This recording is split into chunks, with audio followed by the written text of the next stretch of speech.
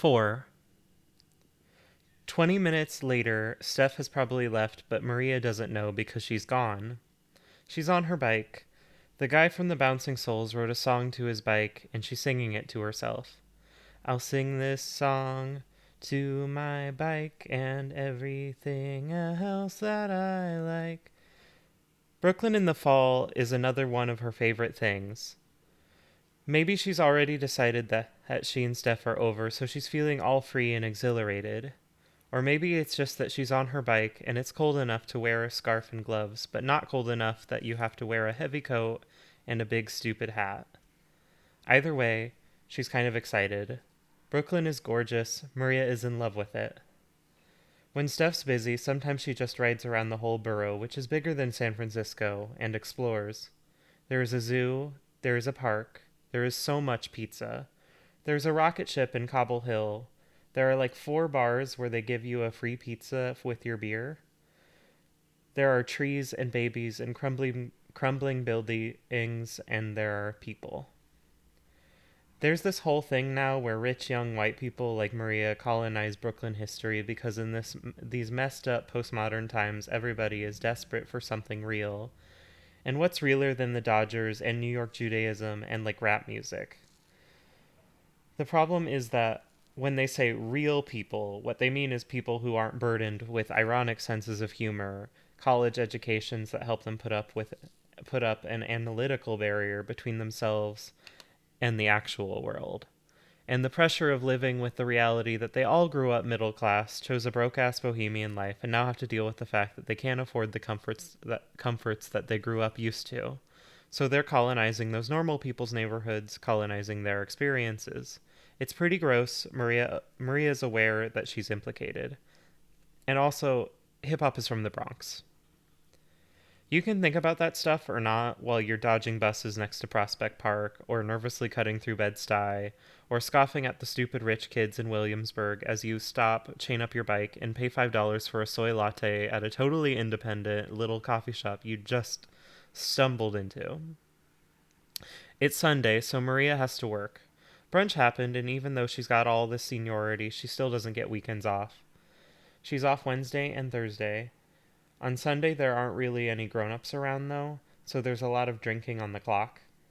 Maria feels good about this. She likes drinking, even though she doesn't drink as much as she used to when she was a fucked up mess of a teenager. She rides over the Williamsburg Bridge, which is never going to be boring, no matter how jaded she gets. You can see everything in Manhattan. Your legs hurt. There are always pedestrians in the way. And when you get to the bottom, it's an opportunity to bust unsafely into traffic, cut between vans and cabs, almost get squashed to death, jump a curb, and ride up 3rd Avenue. Bike messengers probably don't exist anymore now, and because we have the internet.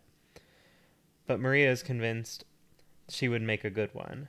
She thinks about it a lot. She chains her bike to the parking meter, punches her card, which is a magnet thing, not a punch card at all, and drops her giant messenger bag and denim jacket in the employee break room.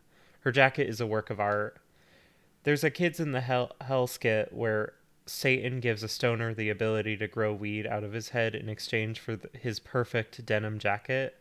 That's the kind of denim jacket Maria has. Satan would kill for her jacket.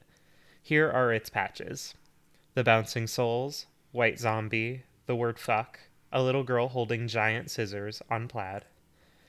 Hello, my name is Dyke, and the coup de grace. The whole back is the cover of the first Poison album. It's not even ironic. Poison rules. The bookstore only got air conditioning a few years ago, a year or two after she started working here, which means half the time when she walks in, she's expecting to be pushed back out by a wave of muggy humidity and stink. It was that strong. People used to walk inside the summer, feel the hot, gross air, turn around and leave.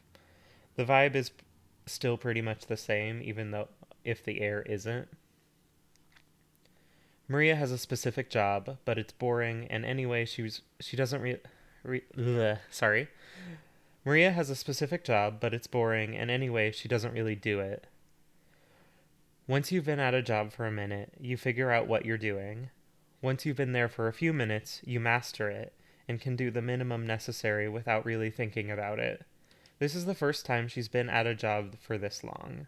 She's finding out that she's pushing at the bare minimum, trying to find out where exactly lazy ends and we're writing you up begins. She says hi to a couple of people and walks out the side door. She wants a bagel.